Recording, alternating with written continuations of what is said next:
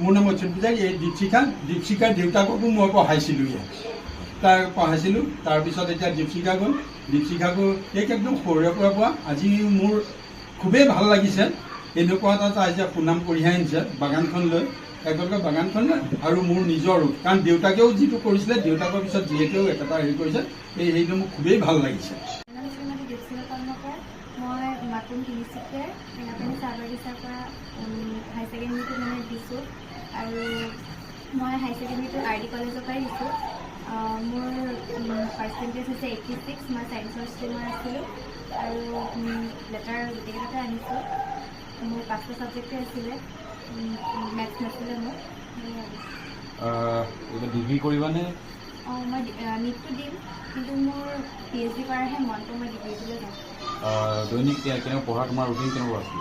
মোৰ এনেই নৰ্মেলি ৰাতিত মোৰ অলপ দেৰিলৈকে নাথাকে, কাৰণ ক্লাছটো অলপ দেৰিলৈকে হয়, তো মৰ্ণিং অলপ জল্দি উঠিছিলোঁ। তাতে আৰু যোনখিনি ক্লাছত পঢ়া সেইখিনি ভালকৈ পঢ়িছিলোঁ আৰু মানে যিমান পাৰোঁ বুকখন থ'লে ৰিডিং কৰিবলৈ চেষ্টা কৰিছিলোঁ। মই উজ্জ্বল ভৱিষ্যত কামনা কৰিলোঁ।